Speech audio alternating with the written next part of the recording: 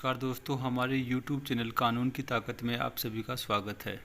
आज हम जानेंगे नुपुर शर्मा को किन धाराओं में गिरफ्तार किया गया है। आईपीसी की धारा 153 ए, जो कोई किसी धर्म या संप्रदाय अथवा किसी धार्मिक भावनाओं पर कोई ऐसा कार्य समूह द्वारा किया जाता है जिसमें लोक शांति में बाधा उत्पन्न होती है तो आईपीसी की धारा 153 ए के अंतर्गत अपराधी माना जाता है। आईपीसी की धारा 153 ए उन लोगों पर लगाई जाती है जो धर्म, भाषा, नस्ल वगैरह के आधार पर लोगों में नफरत फैलाने की कोशिश करते हैं। आईपीसी की धारा 153 ए में सजा। आईपीसी की धारा 153 ए के तहत 3 साल तक की कैद या जुर्माना दोनों हो सकते हैं। ये अपराध धार्मिक स्थल पर किया जाए 5 साल की सजा और जुर्माना दोनों हो सकते हैं। आईपीसी की धारा 295 ए, भारतीय दंड संहिता 1860 की धारा 295 ए के अंतर्गत वे कृत्य अपराध माने जाते हैं जहां कोई आरोपी व्यक्ति भारत के नागरिक के किसी वर्ग की धार्मिक भावनाओं को आहत करने के विमर्शित और विद्वेषपूर्ण आशय से उस वर्ग के धर्म या धार्मिक विश्वासों का अपमान करता है या ऐसा करने का प्रयत्न करता है। यह अपमान उच्चारित शब्दों, लिखित शब्दों द्वारा, संकेतों द्वारा, दृश्य रूपण द्वारा अन्यथा किया जा सकता है। आईपीसी की धारा 153 ए में सजा। धारा 153 ए के तहत 3 साल तक की कैद या जुर्माना या दोनों हो सकते हैं। आईपीसी की धारा 298, धार्मिक भावनाओं को ठेस पहुंचाने के सविचार आशय से शब्द उच्चारित करना आदि।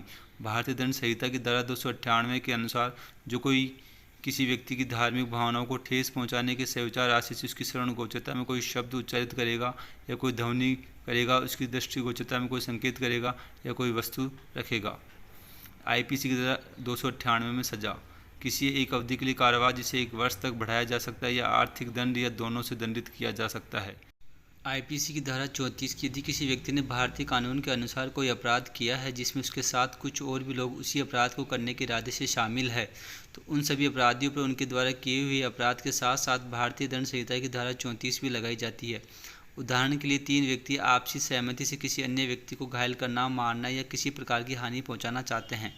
वे सभी लोग इस काम को अंजाम देने के लिए अपने स्थान से रवाना होकर वहां पहुंच जाते हैं जहां व्यक्ति मौजूद होता है।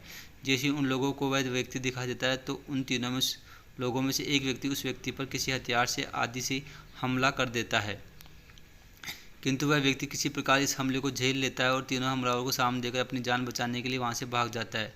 हमलावरों को पकड़ते पाते उससे पहले कुछ लोग एकत्रित हो जाते हैं जिन्हें देखकर वो लोग वहां से भाग जाते हैं।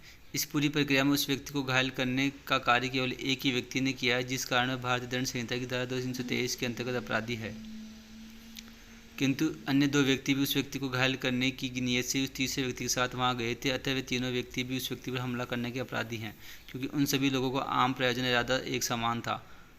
सभी पर धारा 323 के साथ साथ भारतीय दंड संहिता की धारा 34 भी आरोपित की जाएगी। यदि वे भी उस अभियोग में दोषी पाए जाते हैं तो दोनों को उस हमलावर व्यक्ति के समान ही दंडित किया जाएगा।